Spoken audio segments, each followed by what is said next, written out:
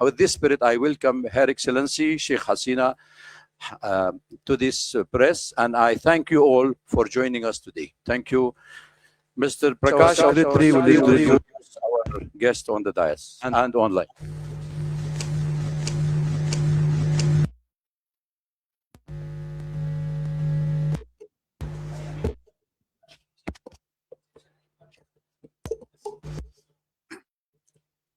So, ladies and gentlemen, we have got quite a distinguished panel here.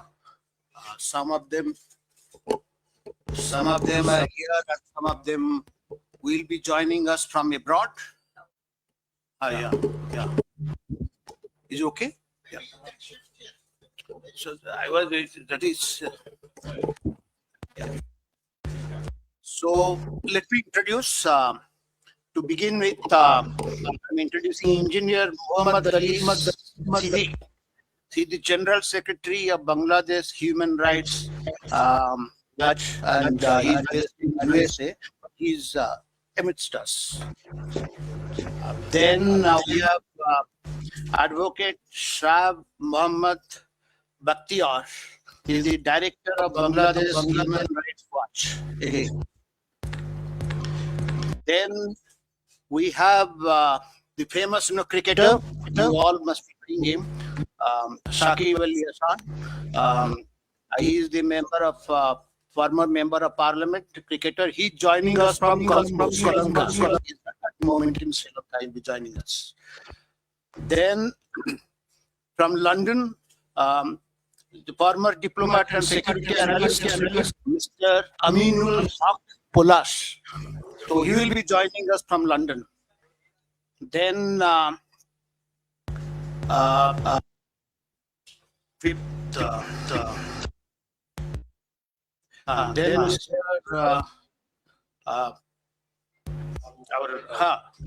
Muhibul Chowdhury, former Education Minister of Bangladesh.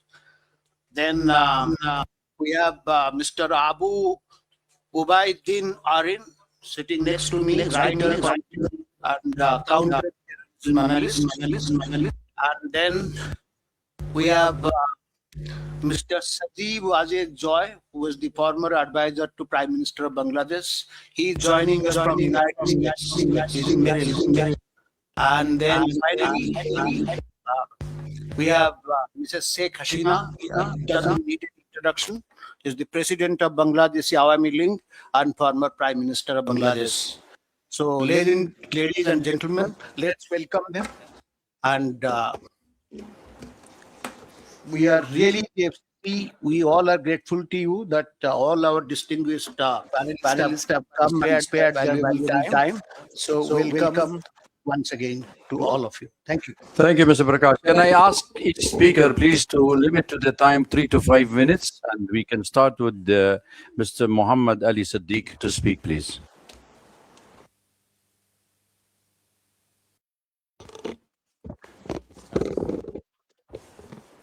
Good evening, everybody, especially the President of FCC,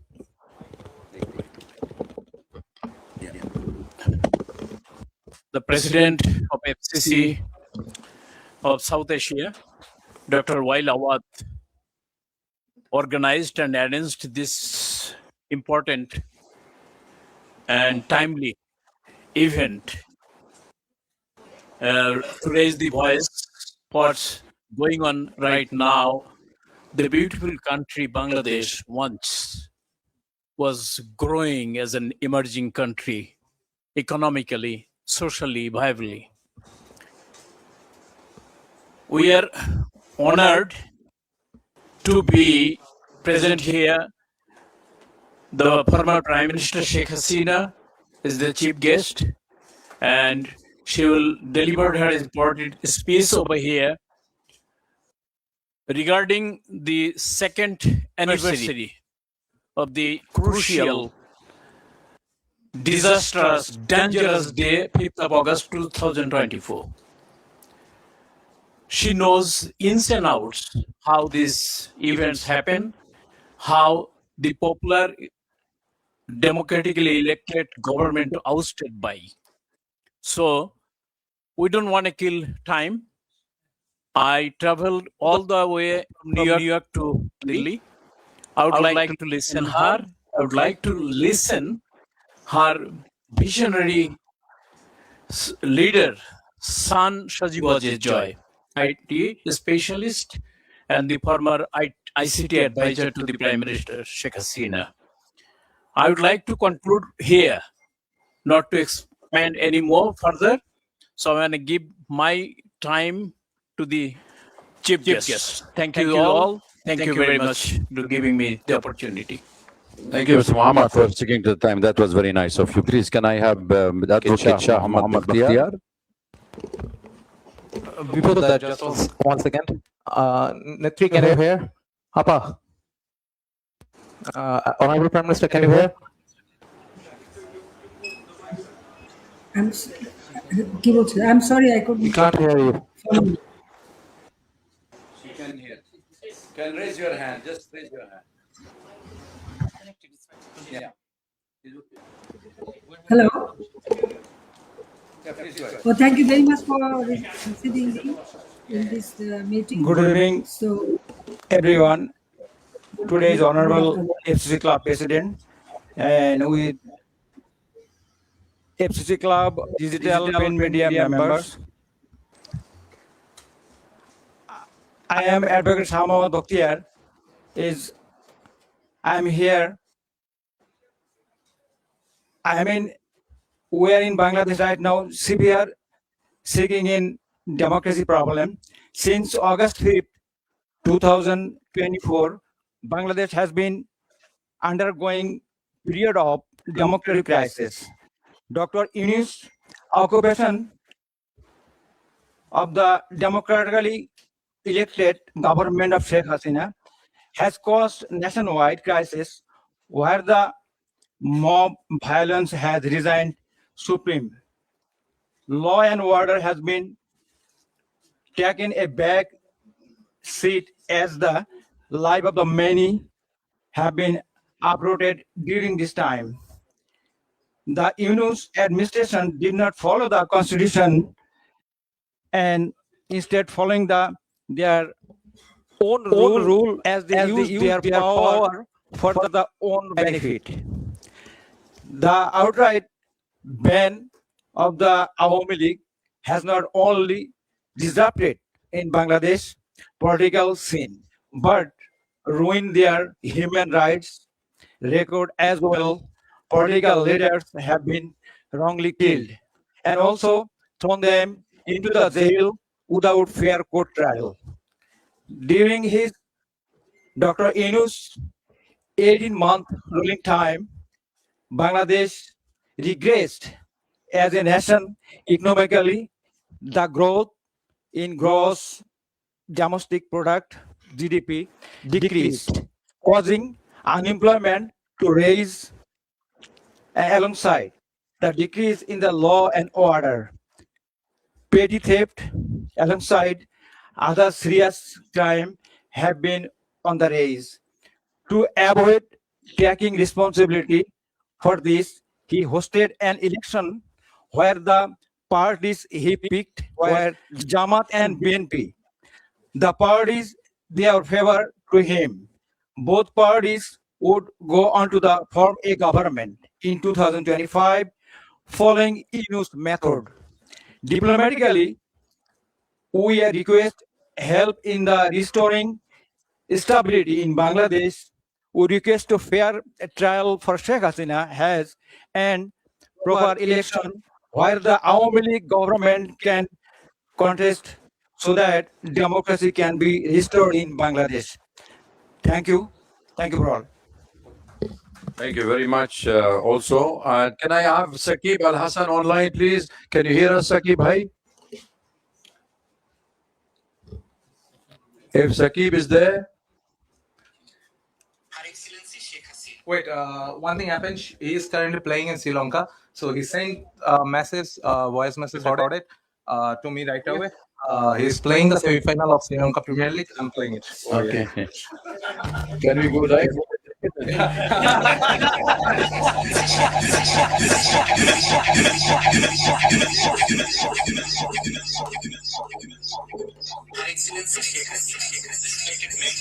foreign correspondents, distinguished journalists,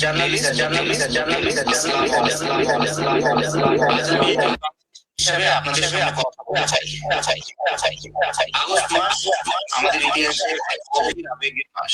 এই মাসে আমরা শ্রদ্ধার সঙ্গে স্মরণ করি আমাদের জাতির ইতিহাসের এবং সেই সব মানুষের যাদের আত্মত্যাগের আমাদের একই সঙ্গে সাম্প্রতিক সময়ে আমাদের দেশে যে প্রাণহানি ও সহিংসতা ঘটেছে তা আমাদের সবার হৃদয়কে গভীরভাবে ব্যথিত করেছে। যারা প্রাণ হারিয়েছেন শিক্ষার্থী সাধারণ মানুষ, আইন শৃঙ্খলা রক্ষাকারী বাহিনীর সদস্য কিংবা অন্য যে হোক না কেন, প্রতিটি জীবনই ছিল একটি পরিবারের সম্পদ, একটি মায়ের সন্তান, আমাদের দেশের অমূল্য সম্পদ। আমি তাদের সবার প্রতি গভীর শ্রদ্ধা পরিবারগুলোর প্রতি আন্তরিক সমবেদনা প্রকাশ করছি। যারা আহত হয়েছেন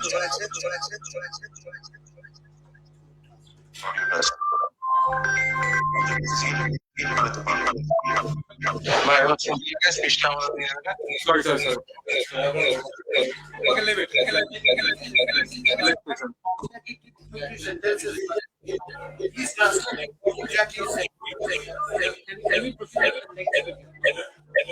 Okay, we will get that translation later on for those who are interested in the cricket to listen to it. We had Mr. Sakib, then we have the Mr. Amin.Alhaq Polish to speak also with us. He is a former diplomat and security analyst. He's with us online. Hello, am I audible? Unmute yourself, please. Yeah, it has been unmuted. Am I audible? Hello? Hello? Hello? Yeah, we can hear you. Okay, thank you. Good evening. My sincere thanks to the Foreign Correspondents Club of South Asia, the organizer, the journalist present here today, and all distinguished guests. I'm Md.Almahmud Polish, a former intelligence officer and diplomat from Bangladesh. I speak from professional experience and from serious concern about the security direction of my country. The issue I want to address is not only a domestic political concern, but a regional security concern. Since 5th August 2024, Bangladesh has seen the renewed rise of terrorism and Islamist extremism. This poses a serious danger not only to Bangladesh, but also to South Asia. Anil. Hello? Hello?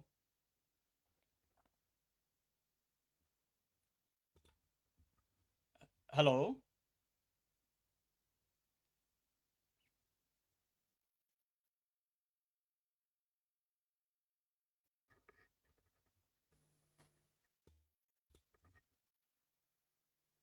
Mr. Polish, please speak. Okay. Am I audible now? Yeah. Yeah. So let me begin with the recent facts. On 24th July 2026, a powerful IED hidden inside an umbrella was found under the Motijil metro station. On 31st July, a pressure cooker bomb was recovered near a tea stall in Ashulia Shavar. On 1st August, bomb-like objects were reported near Mirpur 10 and Farmgate metro station. And just days before, on 3rd August, a bomb kept in a bag exploded in Borishal, severely injured 3 people. These are not isolated incidents. They are early warning signs. An IED doesn't appear by accident. It requires knowledge, material, testing, delivery, target selection, and logistical support. When such incidents appear in different parts of the country with increasing regularity, it shows that extremist actors have developed both capability and network. The authorities remain in denial. There has been no visible action against the networks behind these incidents, no meaningful arrest, and no serious public explanation. The Home Ministry has categorically rejected the presence of militancy in Bangladesh, even as warning signs continue to appear on the ground. Bangladesh has seen this denial before. Immediately after the BNP-Jamaat alliance came to power in 2001, extremist procession appeared across the country chanting, "Bangla will be Afghan, we will be Taliban." When the notorious JMB terrorist Bangla Bhai emerged, the government dismissed him as a media creation. That denial gave militant networks the space to organize and expand. The consequences were severe. In 2005, JMB carried out coordinated bomb attack across 63 districts of Bangladesh. On 21st August 2004, grenades were thrown at Awami League rally to assassinate Sheikh Hasina and eliminate the party leadership, killing 24 people and injuring more than 300. The 10-truck arms haul showed how Bangladesh was used as a route for weapons intended for insurgent networks in the region. Even a foreign diplomat was not spared. British Ambassador, High Commissioner Anwar Choudhury was attacked at Shahjalal's shrine in Sylhet. So when the current authorities deny the return of militancy, I don't hear the reassurance. I hear history repeating itself. The important question is this. Anil, connect me, please. The I have to important stop you here. I'm sorry. We have a problem. We have a problem with your audio. Apologies for everybody. We will continue with the program until we fix your audio, please. Just bear it with us, okay? Because we have other. We will come back to you. May I ask Abu Ubaida Arin to speak, please?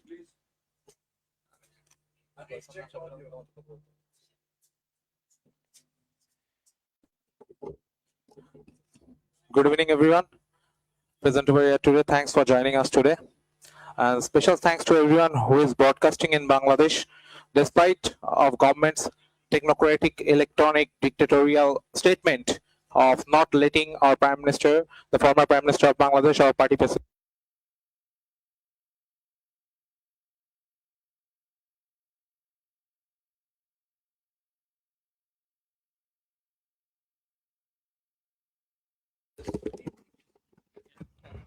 Camera. Please. Silent, please.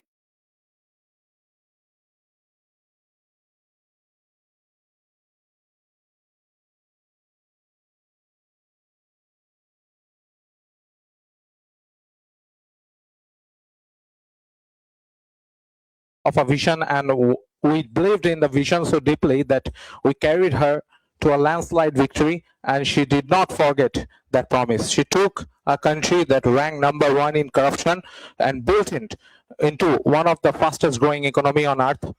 She found a nation built by bare khamba or lamppost, without wire and electricity, and built it with wireless innovations. She found a nation where trust funds and foreign aid were looted, where 10% commission to however is a must thing to get a tender or any kind of business in Bangladesh. And she created, from that nation, she created Padma Bridge with our own money. Okay, thank you. She never stopped building for the youth, not once. And late today, she sits in exile because of a conspiracy meticulously designed to turn the youth against her, to use the youth, the very generation she built for, as instruments and dismantle the future. Look at where we stand now. The ranking of Bangladeshi passport is at the lowest point in memory. Our youth cannot travel abroad even for their studies.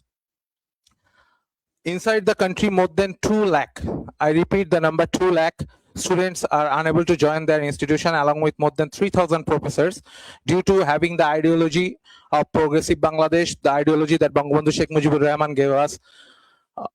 They can't join because supporting Bangladesh Student League. This is going on in Bangladesh. I would like I'll invite you all to see the condition of the students, what they are going through, their family, and apart from their family, kindly look at the professors and their family. So I also want to remind you one more thing about the police killing. Today is 5th of August, just 2026, 2 years of ouster of our government. 2 years before this day, they celebrated as their victory. But I don't treat this as their victory. This day is especially dedicated to the police, because more than 3,200 police officers were killed in 5th of August 2020 during the July-August terror.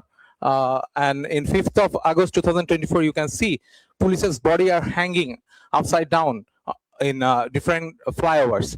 This is not acceptable. Bangladesh police was the first police force who stood beside us during the War of Independence. The first police force who stood beside us for that. They are now facing the consequences. I also want to raise one more concern. Bangladesh authority has recently taken a decision to issue passport to all Rohingya without any kind of verification and proper recording. This this will become a global security threat. You can understand the ARSA and RSA, RSO, they are highly getting trained within the border with the help of Bangladesh military also. Soon they will export terrorism all over the world. You can see in Malaysia, more than 36 terrorists are exported from Bangladesh. This is a matter of concern. But still today, I'm not hopeless because I can see it. Our youth are uprising again. This is okay. Our youth are uprising again. They are coming. The dream we had, it broke. It became nightmare now. But they are breaking out of the nightmare. They will come in front.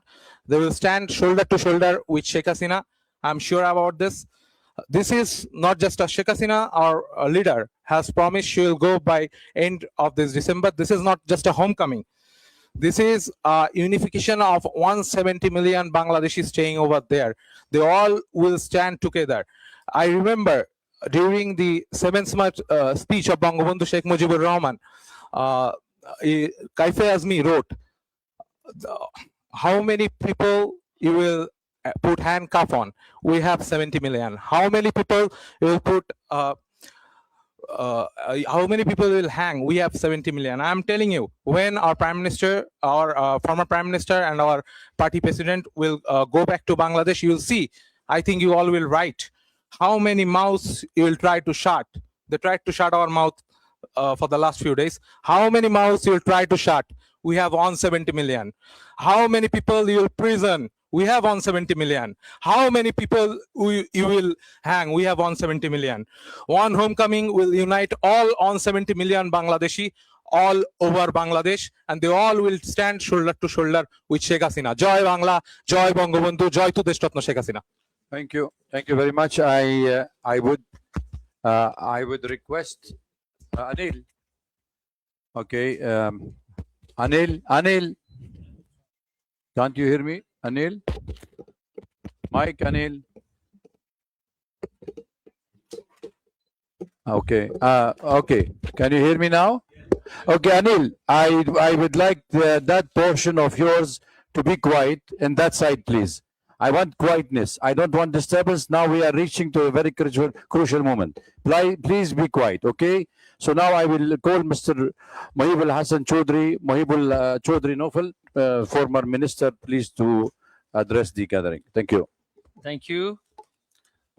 Distinguished guests, journalists, Honorable President of Foreign Correspondents Club, thank you for the opportunity to address today's esteemed gathering.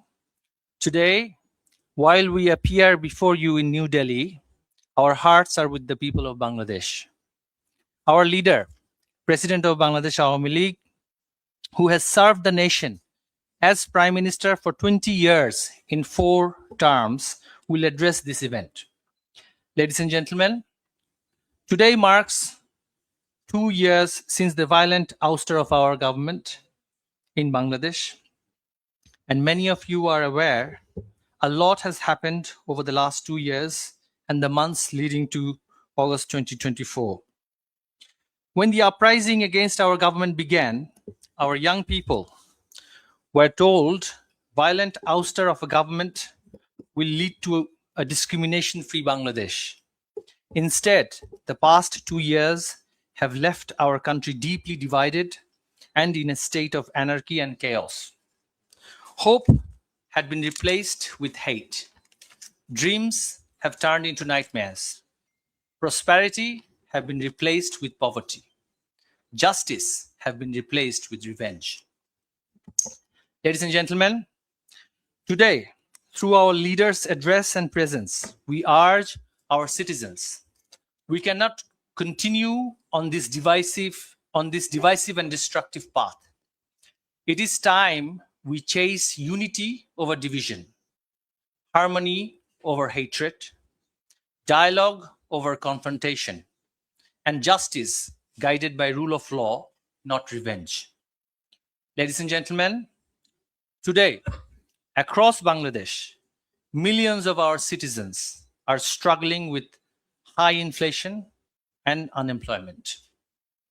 Opportunities for young people are shrinking Violence against women and children, journalists, lawyers, business people, and ethnic and religious minorities continue unabated.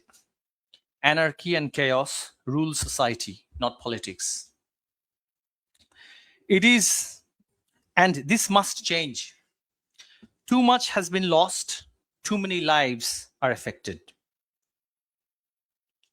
We, as a political party, believe democracy and economy to thrive, an inclusive political polity must be established. It is in that spirit our leader Sheikh Hasina has expressed her desire to return to Bangladesh. Her and our party's objective is not to seek revenge, but fair justice and harmony. We seek a Bangladesh where political differences are resolved through democratic dialogue, where every citizen will enjoy rights under the law.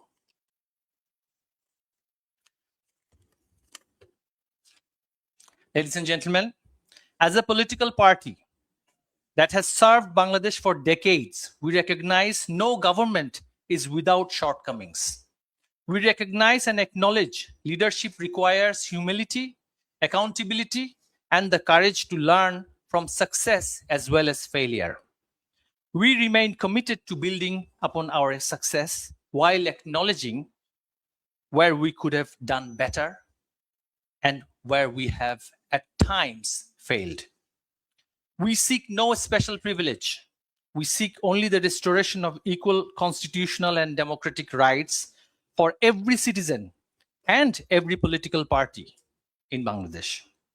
We respectfully call upon every constitutional institution of Bangladesh to uphold their responsibilities with fairness, neutrality, professionalism, and fidelity to the rule of law. To the young people of Bangladesh, we say, your dreams matter, your aspirations matter, your future matters. You deserve a Bangladesh where you can study, work, innovate, and prosper without fear, discrimination, or political division. Ladies and gentlemen, our plea to all the friends of Bangladesh and international stakeholders is that they ought to facilitate an inclusive political atmosphere and not support the extreme elements who are continuing violence in Bangladesh and who are institutionalizing religious extremism in Bangladesh. We find the veiled extremists are often touted as liberals by certain stakeholders, and we urge to end this duality.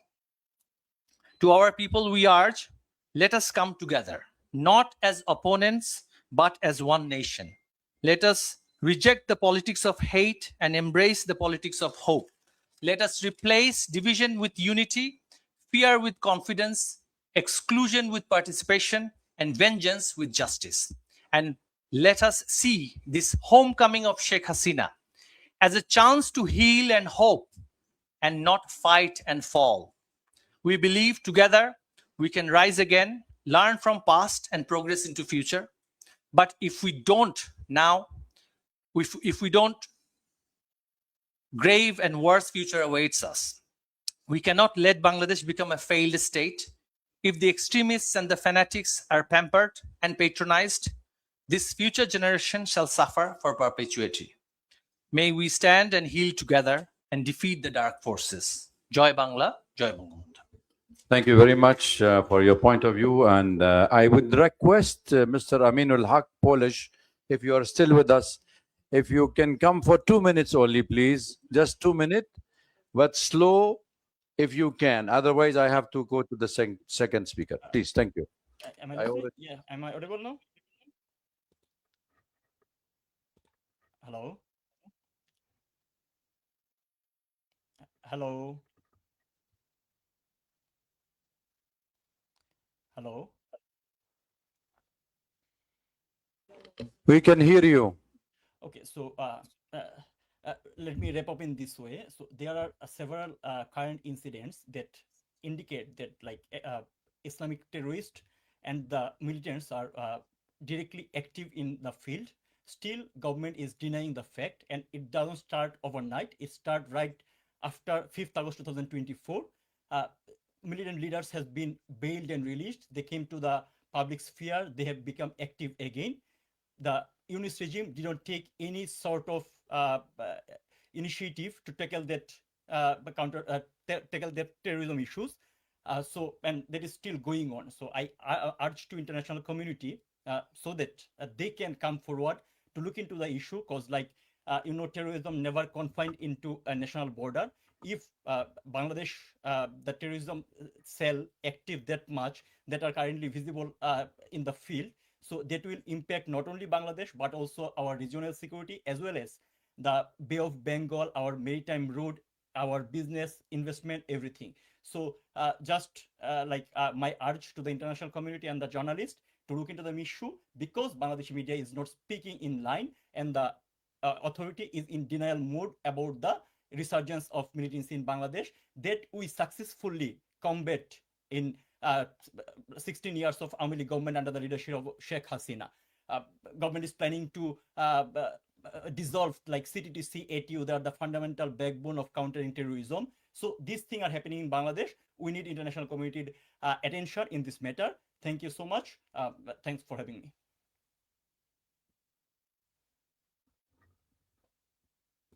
May I now request the key speaker, Mr. Sajib Wajid Joy, former ICT advisor to the Prime Minister of Bangladesh. Please speak slow and soft so we can hear you all. Thank you. Thank you very much, Dr. Awad, for the kind introduction. Thank you as well for the National Press Club for hosting this event. Honored to be here today. You've heard the other speakers speak a little bit about what is happening in Bangladesh and what has happened. I want to bring a few things to everyone's attention, and this is something I believe that the international community needs to focus on. First of all, you have heard the refrain again and again that about the deaths during the July-August protests of 2024. Here is what no one is talking about. You have various counts on the numbers. You have the UN number of 1,400, whereas the government number is 800 something. Who are these additional 600 people? Where did the UN get those names? Our party has written to the UN, our lawyers have written to the UN again and again, and to date the UN has not provided any names. But more importantly, the UN only covers a period up to August 15th of 2024. But we know that the deaths continued. And what is most alarming, and this is something that I believe that the press, the international press, should really, really pay attention to. You see, the Yunus regime, one of the first things they did was pass an ordinance which became law called the Indemnity Bill, indemnifying all the protesters, everyone, blanket immunity, protecting them from any prosecution for any killings. That includes killings of civilians, that includes killings of our party members, and that includes killings of police officers. To date, the BNP government that is in power, they have ratified this ordinance, turned it into law, and this continues, which means that none of the police killings, we still don't know exactly the number of police deaths, none of the police killings can be prosecuted. So my question to you is this: are killings okay? Are killings acceptable? If you can have blanket immunity for protesters to kill police officers, to kill civilians, to kill Awami League members and leaders, then why blame anybody? That is the first issue I would like to focus on, the indemnity. I think this is something that has not been paid attention to. This is unprecedented. How can you have blanket legal protection for killings by anyone? Especially killings of police officers. This is unprecedented. This is completely against all human rights, against all norms of decency. Secondly, what you have had since August of 2024, you have had thousands, tens of thousands of people behind bars, which are all now, on one hand, most of them, many of them are Awami League members and leaders. Most of them are being held without any trial, without any due process, without any bail. Many of them are elderly, in their 80s. Their health is failing. Many of them have died in police custody. Not only that, killings in police custody have continued. We have documented them.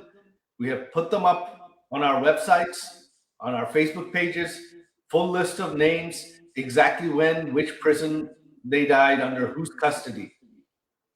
Most of them were young. They had no reason to die. They were all killed extrajudicially by the Yunus regime, and those killings continue even today. Outside of the prisons, during the Yunus regime, and even now, our party members are being hunted down and killed. Every few weeks, someone is killed somewhere. There is no due process. The police do not take any action, and the government protects these killers. So political killing in Bangladesh since August of 2024 has been legalized. This is Bangladesh today. And if any killings are legal, then why blame the Awami League at all?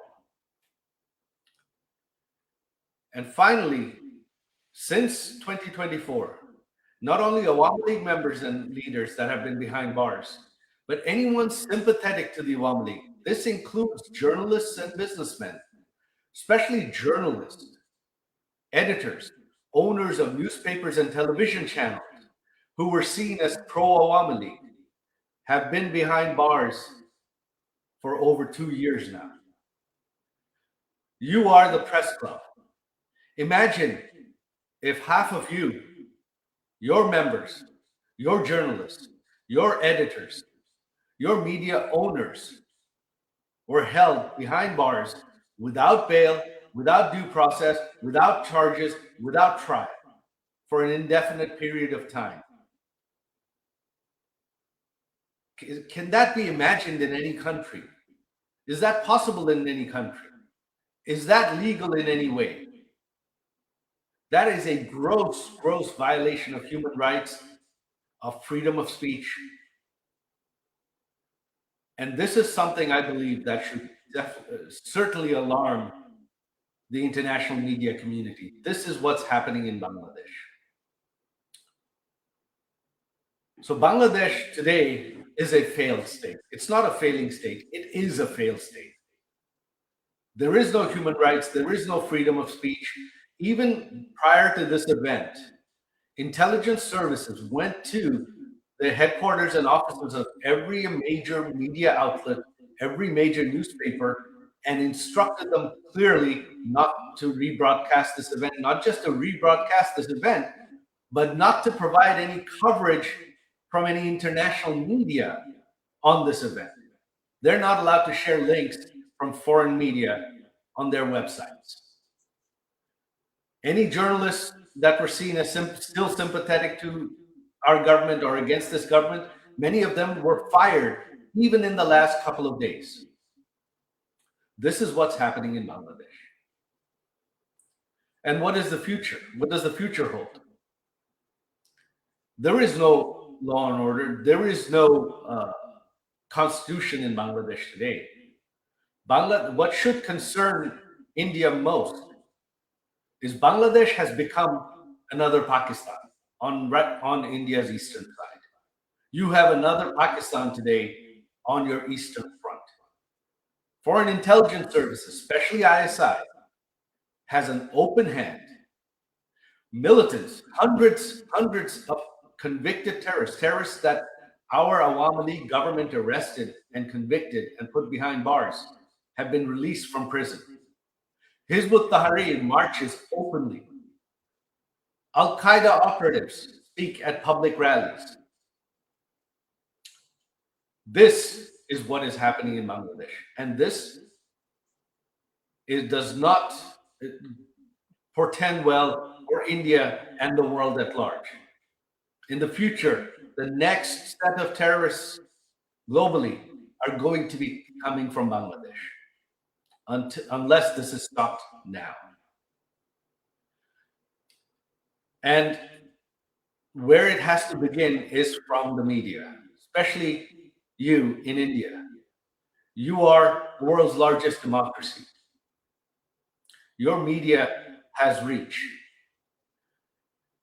You cannot take this as a sensational story only when something sensational, headline-worthy happens. This is something you have to cover every day. This is something that you have to raise international awareness of. If you raise it, the international media will pick it up. If the international media covers it, it will come to the attention of international leaders.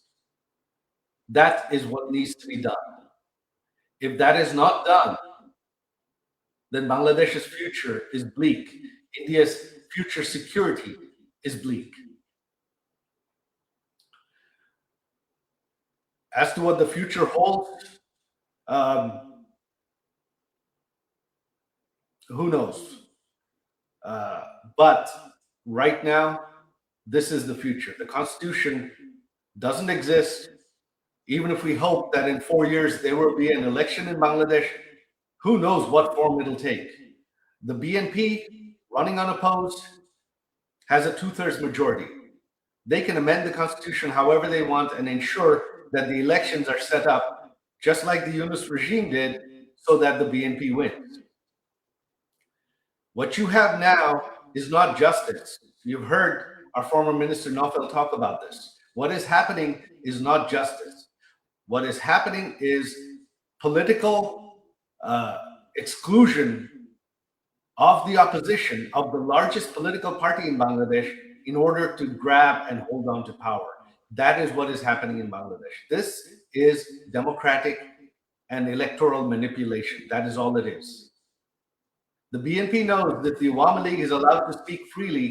People of Bangladesh are not happy right now. The economy has collapsed in the last 2 years under the corruption of the Yunus regime, and that corruption continues today under their economic mismanagement, both under the Yunus regime and the current regime. Bangladesh is on the verge of total collapse. In a few more years, the economy will have collapsed and Bangladesh will turn into a rogue state. The time to act is now. And I urge you, the place to start is in the media. We need you to bring the world's attention to this. With that, I conclude my speech. Thank you very much. Thank you very much, Dr. Awad and the National Press Club for hosting us. Joy Bangla.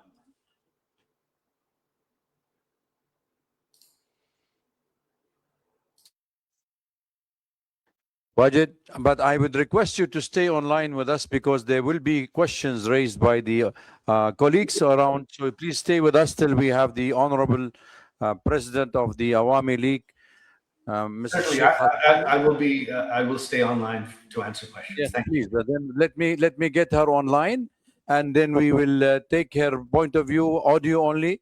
She's been with us, and Honorable former Prime Minister, could you please take the mic? The floor is yours. Thank you very much. It's a great honor for me to be with you. Thank you, and thank you for everybody who present here or who are listening. Distinguished journalists, members of the Foreign Correspondents Club of South Asia, respected guests, friends of Bangladesh, ladies and gentlemen, Assalamu alaikum. I thank the Foreign Correspondents Club of South Asia for giving me the opportunity to speak to you. I also thank the journalists who continue to follow events in Bangladesh with seriousness and courage. Journalism has a duty to seek truth, especially when power tries to hide it. In difficult moments of history, that duty becomes even more important. Today, I speak not only as someone who had the honor of serving Bangladesh 5 times as a prime minister, but also as the daughter of the father of the nation, Bangabandhu Sheikh Mujibur Rahman. I speak as someone who has spent her life with the people of Bangladesh. I was forced away from my country, but I was never separated from my people. Before I speak about the present crisis, I pay my deepest homage to the father of the nation, Bangabandhu Sheikh Mujibur Rahman, to the Saline national leaders, and to the 3 million martyrs of our war of liberation. I also remember with profound grief and members of my own family whom I lost on 15th August 1975.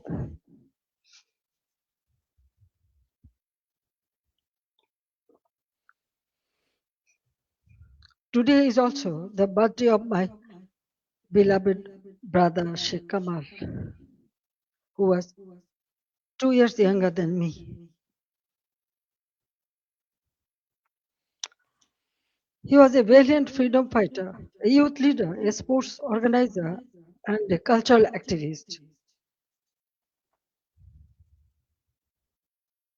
His life represented the courage, creativity, and patriotism of the young generation of Bangladesh. I remember him today with deep love, pain, and pride.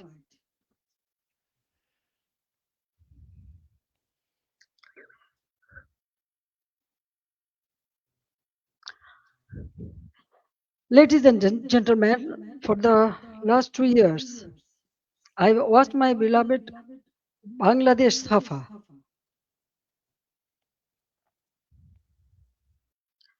Fear has entered homes, workplaces, and campuses. This is not the Bangladesh we built. This is not the Bangladesh for which 3 million people sacrificed their lives in 1971.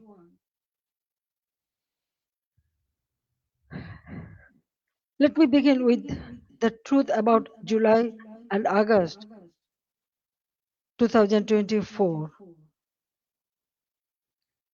It was not a peaceful student movement. From the beginning, my government tried to resolve the issue peacefully through dialogue, legal process, and patience. But behind the language of reform,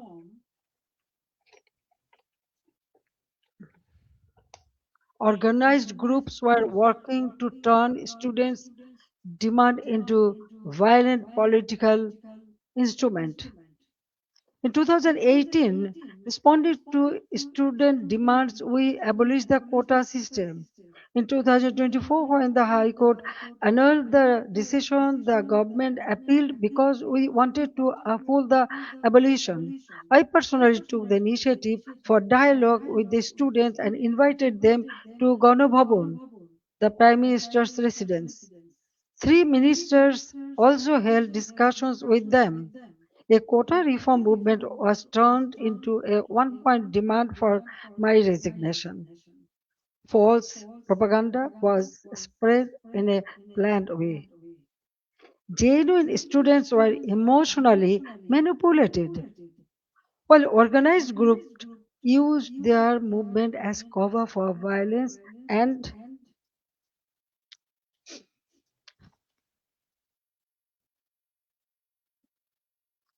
violence and regime change. Muhammad Yunus himself said this was a meticulously designed movement led by a mastermind. His own words expose the truth. It was not simply a spontaneous student protest. There was no visible or responsible leadership. Instructions were given invisibly. It was organized, directed, and used to create a path to power outside the ballot box. From July 15th, the character of the movement changed. Killings, arson, attacks, and looting began.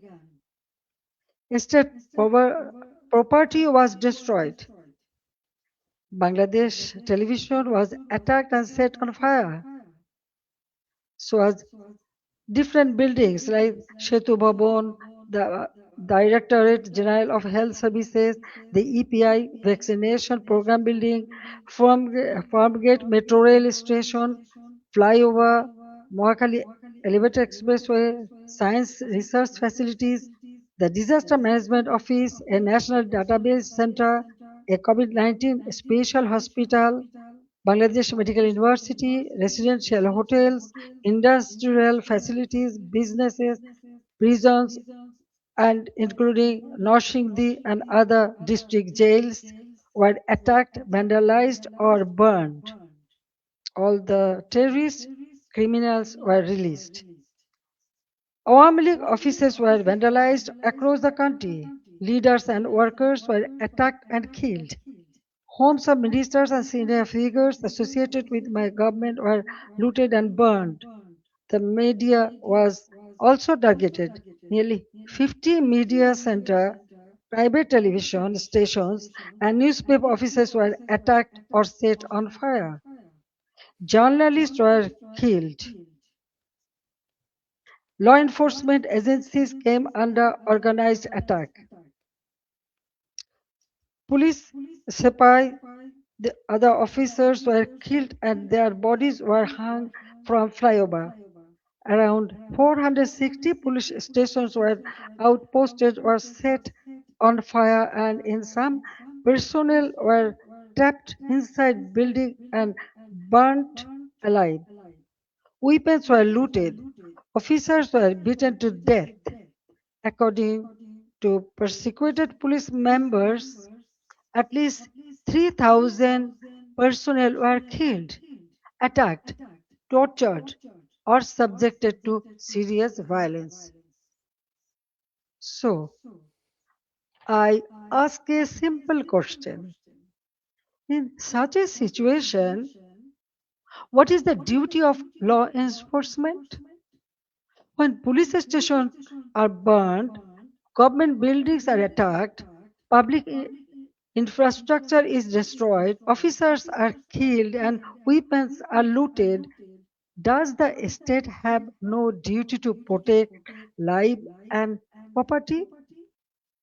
In every country, law enforcement has a responsibility to protect citizens, state institutions, and their own lives. This is not a crime. That is the duty entrusted to them by law.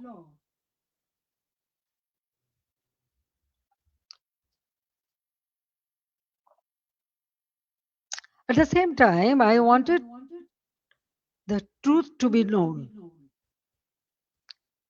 That is why I formed a Judicial Inquiry Commission on 18th July 2024.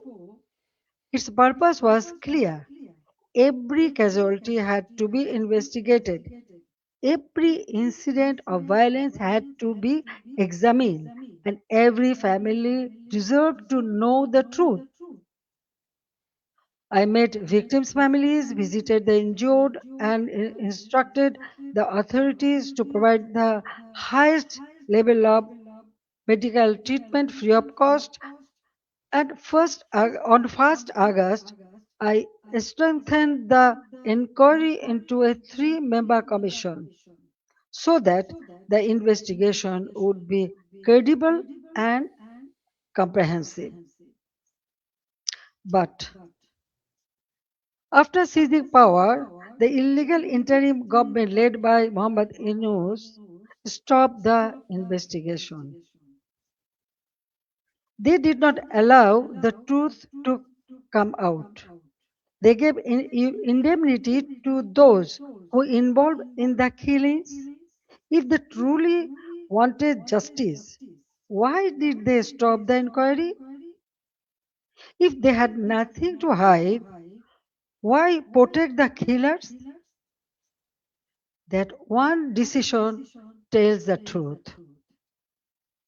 They did not want justice, they wanted power. They did not want investigation, they wanted the evidences buried. Their own words export the truth. An NCP leader said revolution would not have succeeded if police had not been killed and the metro rail had not been set on fire.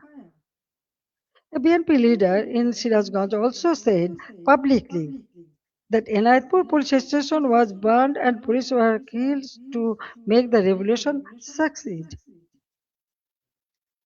These statements show that the July-August movement was not merely a quota reform movement.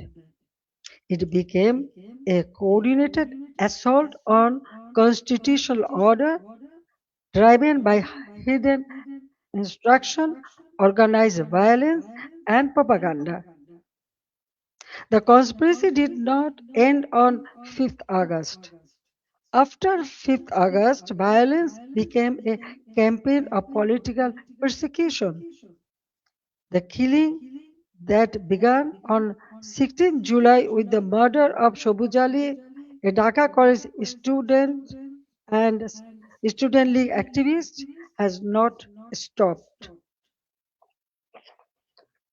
Awami League leaders and workers are being killed, disappeared, arrested, driven from their homes, and buried under false cases. At least 10,000 have been killed or disappeared. Around 650,000 have been arrested over the last 2 years. Around 3,500 cases have been filed.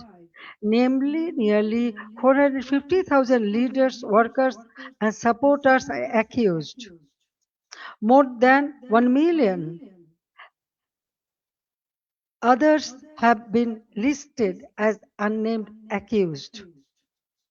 Against me, more than 600 cases has been filed.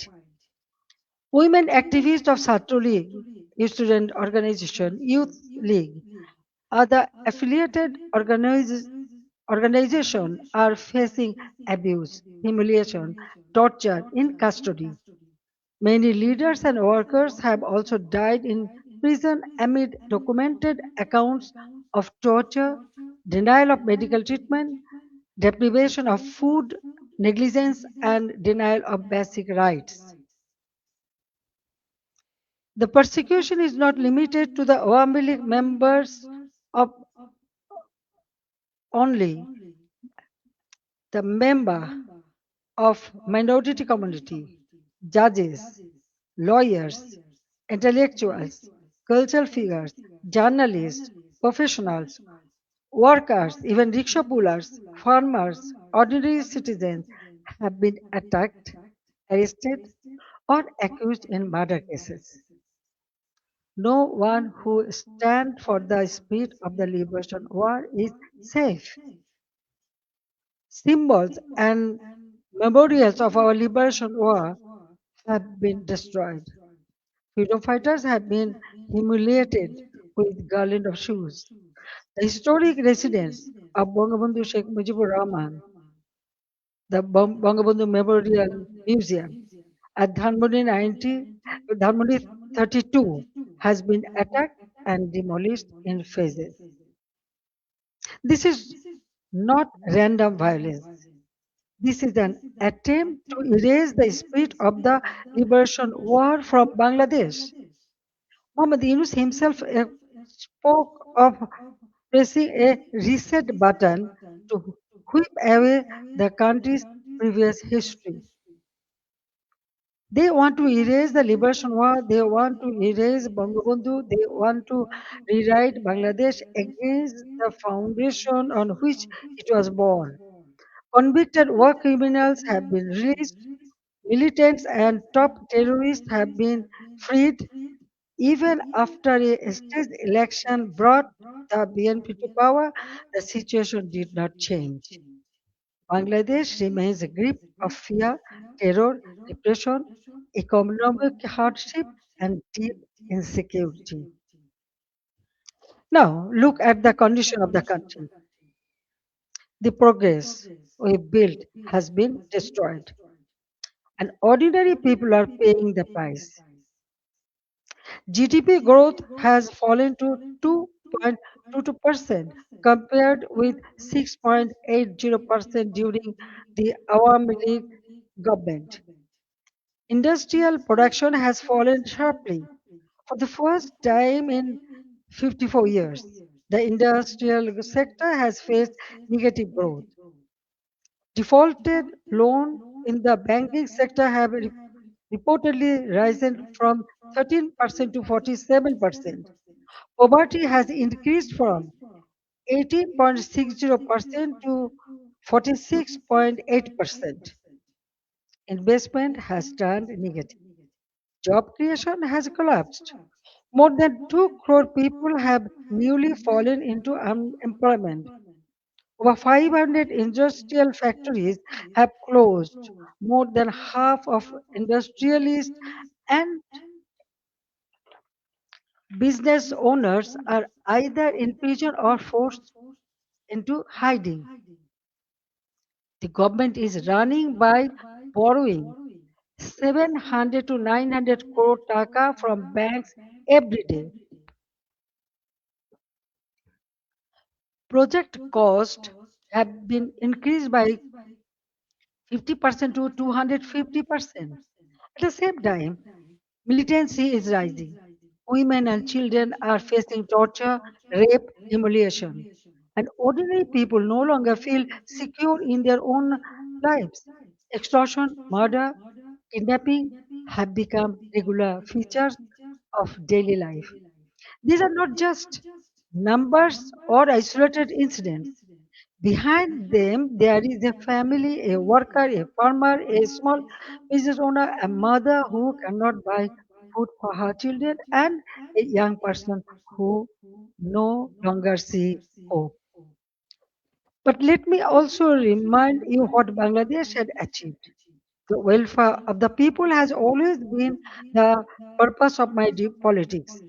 My father of the nation, Bangabandhu Sheikh Mujibur Rahman, gave his life for the ideal, and I have carried the ideal with full commitment. During my 5 terms as a Prime Minister, we used long term planning, sound financial management, disciplined implementation to place Bangladesh on a strong foundation. After 2008, across 16 years and 4 consecutive terms, we implemented major projects such as Padma Bridge, Metro Rail, Rupur Nuclear Power Plant, Matarbari Deep Sea Port, Kandapuli Tunnel, Bangabandhu Satellite. We maintained GDP growth between 6.5% to 7.5%. Our development projects were not vanity projects. They were part of building national capacity. Our social programs were not charity, they were investments in human dignity. We made Bangladesh stand tall. We made it known as the rising tiger of Asia. Bangladesh's crisis is not only a domestic crisis, it affects regional peace, security, trade, development, and human dignity. That is why I call upon the international community and all the friends of Bangladesh to stand with the people of Bangladesh in their struggle for democracy, justice, and peace. A stable Bangladesh matters for South Asia, for the Bay of Bengal, for development partners, and for all countries that believe in democracy, rule of law, and justice. The next decade can be a decade of recovery and renewal, but only if democracy is restored and the people are allowed to decide their own future. That is why I make these demands clearly. The ban on the Awami League must be lifted, political prisoners must be released, false cases must be dropped, freedom of speech must be restored, media freedom must be protected, judicial independence must be guaranteed. Law enforcement agencies must serve the people, not those who use power for revenge. These are not demands for one party only. There is necessary steps to save Bangladesh. Whatever fate awaits me, I will return to my people. I cannot stay away while my beloved countrymen are suffering. I know I may be detained, I may be sent to prison, they may try to enforce verdicts issued in fabricated cases, but fear cannot decide my duty to the people. My life moved beyond calculations of personal safety long ago. In 1971, I was in imprisonment with my mother. My son, Joy, was born in captivity. In 1975, I lost my family. I spent 6 years in exile. After returning home, I fought against military ruler, dictatorship, and political conspiracies. There were 19 assassination attempts against me. Even the grenade attack of 21st August 2004 could not stop me. Therefore, I am not worried about my own future. I am worried about the future of Bangladesh. I want to return because the people deserve security, development, prosperity, and peace. They deserve a state that protects them, an economy that gives them opportunity, and a democracy that gives them rights.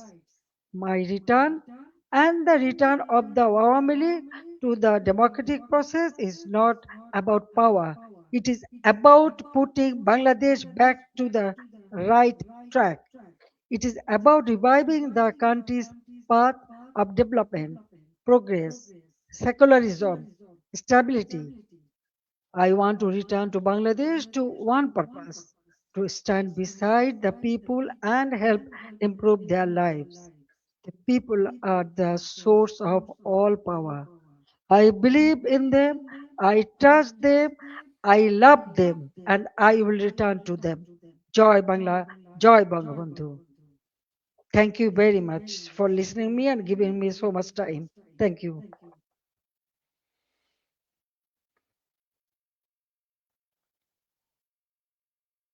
For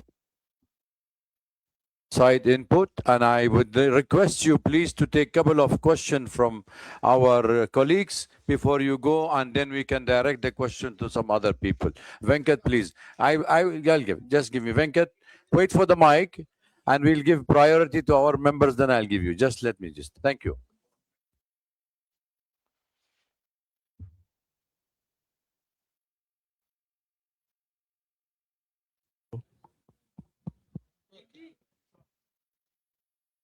It on? Can you hear me? Okay. Madam Sheikh Hasina, have you decided on the date on which you're going to go back to your country? Because the present regime says the moment you arrive in Dhaka, they're going to arrest you. What are your plans if they arrest you? Have you put together any team of lawyers to defend you in a court of law? What are your plans? Thank you. Thank you very much. Actually, I was not ready to take answer, but when you ask me, after going back, they may arrest me. I'm telling you one thing. 1981, when I returned home, that time also they tried to stop me. Jia Rahman was in power, but I went there. But 1983, I was arrested. And again in 1985, 1987, there are several times. Even 2007, that time also I was outside the country, but when I wanted to return home, they tried to stop me, but they could not. I returned home. So I know that they may put me in the jail or they may kill me, anything may happen, but still I have to go back. You are friend of Bangladesh. You are here. I know you will support me. So the people's support, it is very important for me. I am with them. Thank you. Joy, Sajib will take the question, right?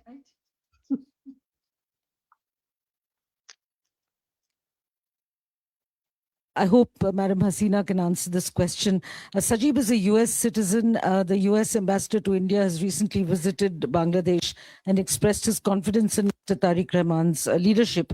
And Sajib is, of course, I'm aware that you have dual citizenship, Bangladesh as well as the US. But how do you view the US ambassador's remarks and his support also offering further deepening of trade relations with Bangladesh? And also, you said, Sajib, that Bangladesh runs the danger of becoming another Pakistan. But you are aware that one of the two countries, the country of domicile, the United States, under President Trump, has a particularly close relationship to Pakistan and is now building one with Bangladesh. So should Madam Hasina return, how do you intend to, where do you see the future of relations with the United States? Thank you. Thank you for your question. Look, the United States has its own goals. Yes, this is. I'm a dual citizen. What Ambassador Gore's remarks, they are simply diplomatic remarks. Those are standard things any diplomat is going to say, and the current U.S. administration, their focus is on trade. They are not focused on democracy, human rights, any of that. Their focus is to increase trade with the U.S. No matter what. So that is what the policy this administration is continuing. However, as you are very familiar, in the U.S., it is a very democratic country. The government changes, policies change completely, and the U.S. has close relations with Pakistan now, but a few years ago they didn't. So this can all change very quickly.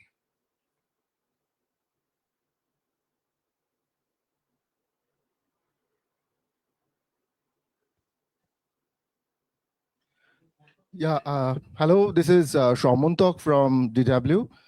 So my question is that since you want to go back to Bangladesh, all of you said that, what's your plan, how to enter Bangladesh, and have you had any conversation with the current government at any capacity?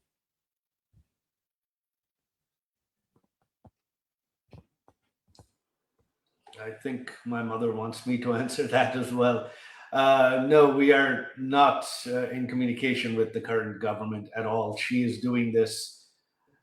She wants to do this regardless of what the government of Bangladesh wants.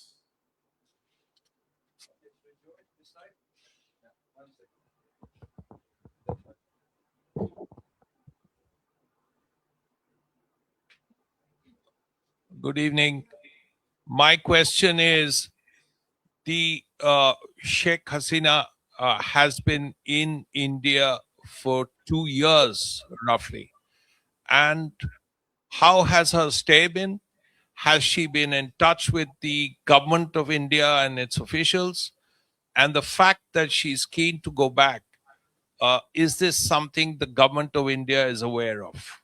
And how does the government feel? Because the Prime Minister of India in the past has said that Sheikh Hasina is my sister. Well, obviously, the fact that she wants to go back has made international headlines, so I'm sure there isn't anyone in India who is not aware. With regards to how they're treating her, they are treating her like a head of state. They are treating her very well. She's staying as with the full services and security of a head of state. They have shown her, Prime Minister Modi's government has shown her the utmost respect, and for that I am eternally grateful.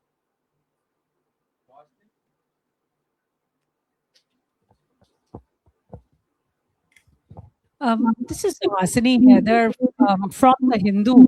I wanted to ask former Prime Minister Sheikh Hasina, did really detail what happened in those 2 months.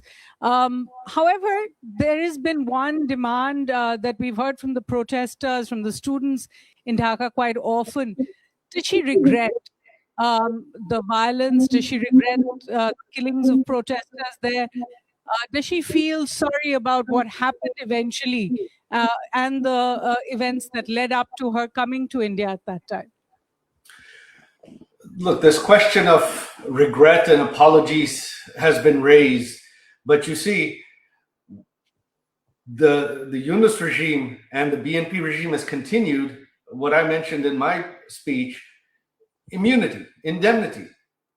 So they have indemnified killings. They have legalized killings. The killings of police officers, the killings of civilians, the killings of Awami League members.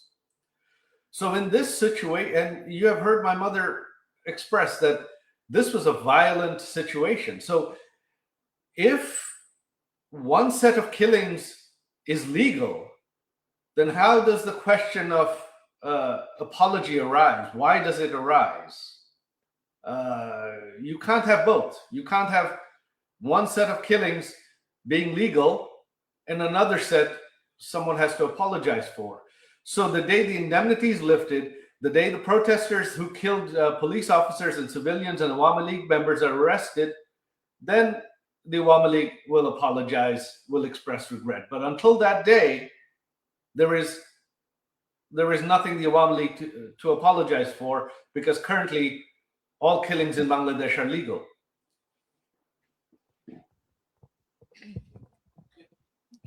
My name is Sultana Rahman. I'm from Bangla News Network. Honorable former Prime Minister, আপনাকে সালাম. Maybe I'm the only journalist from Bangladesh here. I'm really excited and emotional too. It's a great opportunity to ask you a question. That is, you know, the basic foundation of Bangladesh is under threat. That is our liberation war. Many people, hundreds of thousands of people, they are concerned, they are dying, but still they are sad. They are upset about the history, what is happening on our history in 1971. And my question is to you. I talk all walks of life. They ask me when she's coming. You told that you are coming in December. What is your actual plan? Thank you so much. Unfortunately, my mother is the only one that can answer that. I think she has left. She's not. No, I'm here. I can answer. No problem. Well, you see, I just declare that I'm coming. I'm going to Bangladesh. Okay. Now the date and everything. Of course, when time will come, I will tell you. I told everybody. I hope that the people. Actually, I received response from all the people. So I believe that Bangladesh people suffered a lot, but I cannot take it, and that's why I decided to go back. The time December month is our victory month, so I want to go back in the month of December. I know I may face anything, but what happened? Bangladesh need reconciliation. Bangladesh needs constitutional development and constitutional position. Bangladesh people should have their constitutional right, justice. Now they have nothing. Economically, everything ruined. Politically, there is no such politics. No one can talk. No one can speak. Yes, there was the election. Everyone said, yes, this is a good election. Okay, fine. Then why the persecution is going on? Still they are arresting our people, torturing them, killing. Why?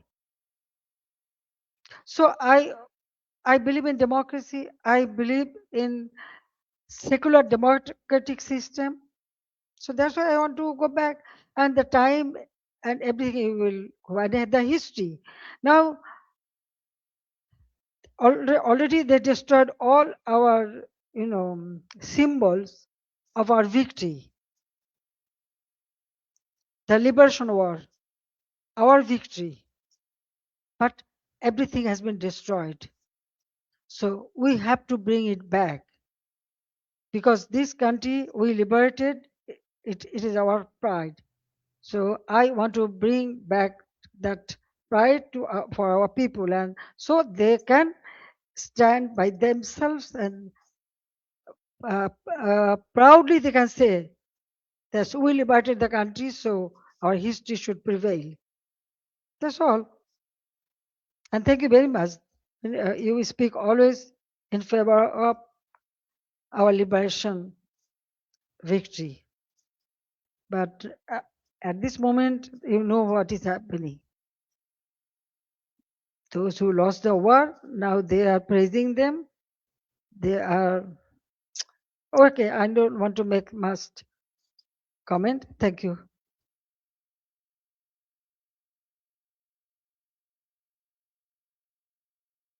TV, you had given us an interview where you first revealed that you will be going back to your homeland in December this year.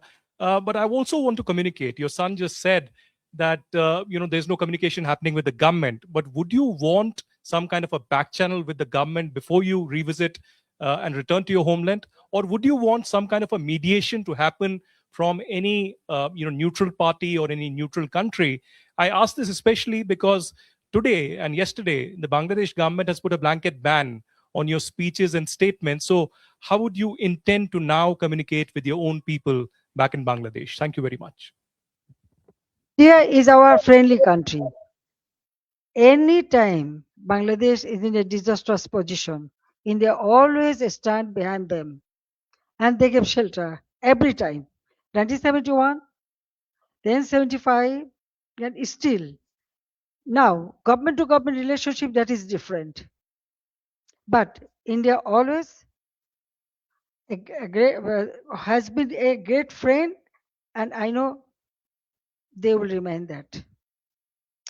Now, about us, yes, I told you that I was not ready to leave my country. I didn't know that I am coming here, but somehow I reach here. One day, perhaps it will be another. How I am, because all our people, they brought me here. But they took shelter. Okay. So as a friendly country, they always remain as a friend. But I want to go back to my own country.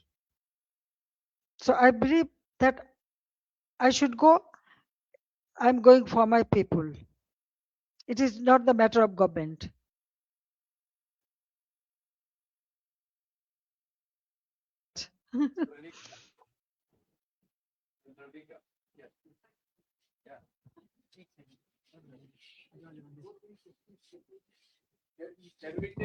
Check.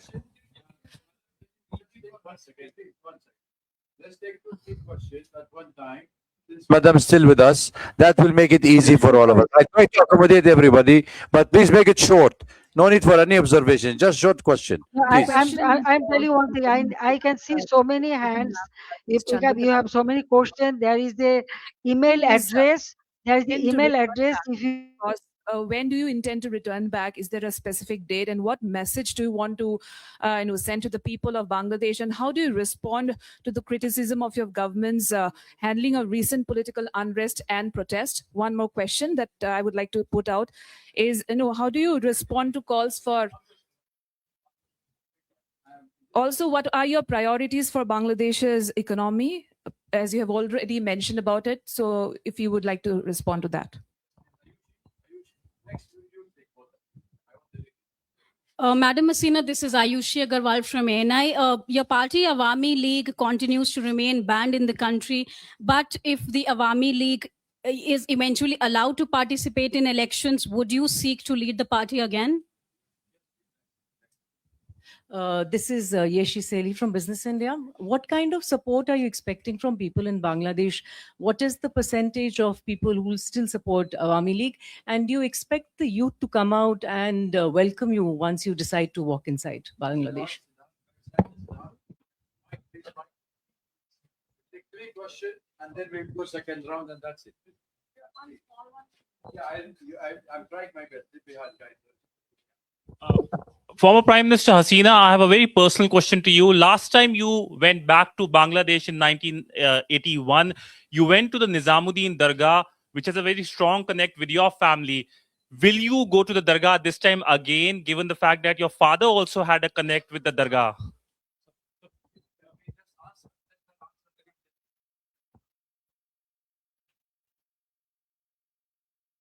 Yes, ma'am, please. Madam Hasina.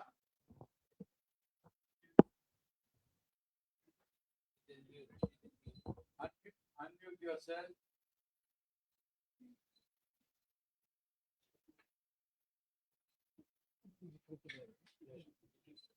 Unmute yourself, please.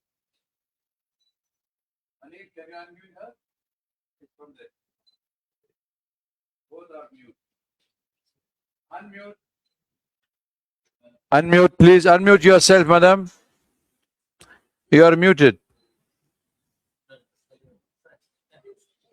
Okay. I think any other questions you wanted to raise?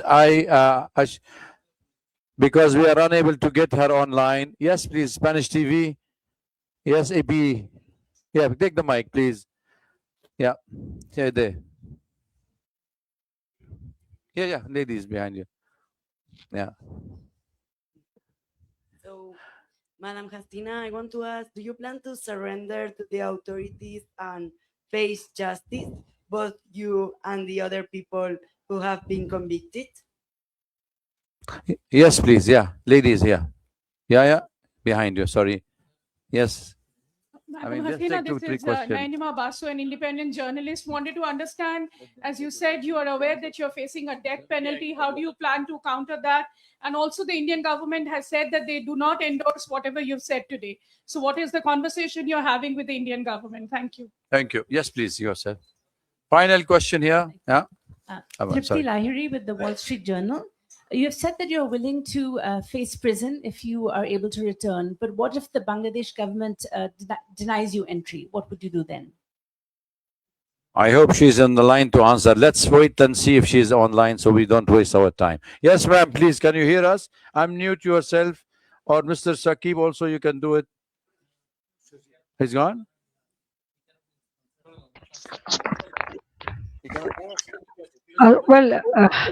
Yeah.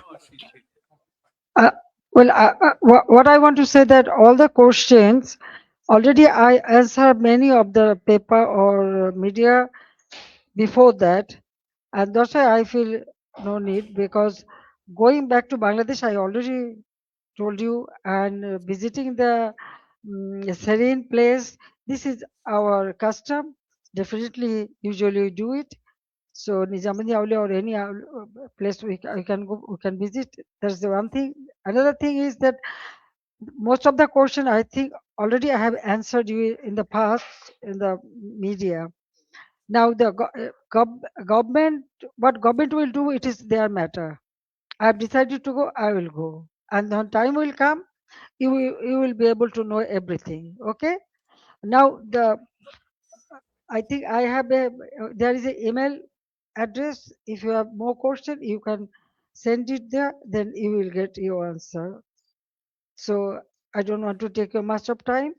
So Okay. thank you very much. Thank you again you. for arranging all this an event. It's a wonderful place, and all of them are present here. I thank you very much for giving me this opportunity to talk Thank to you, you. madam. It's very nice Thank to talk to you. you. Yeah. Thank you for having you with us today. It was an honorable meeting, and we all enjoyed.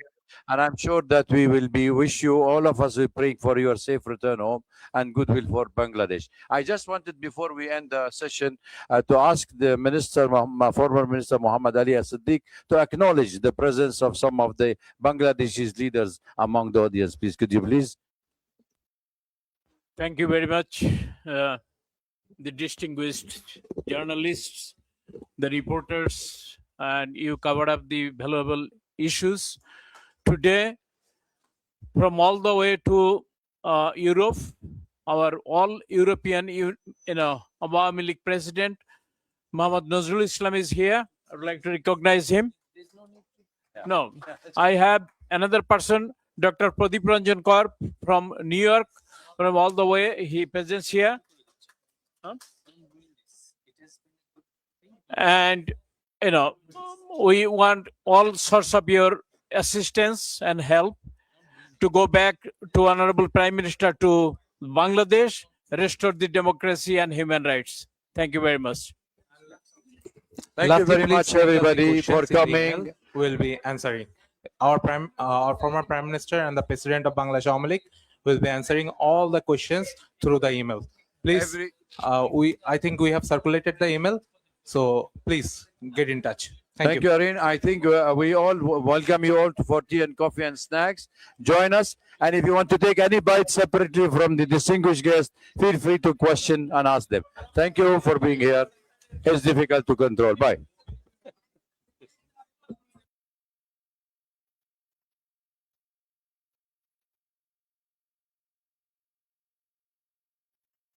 There is also her script, the transcript of her speech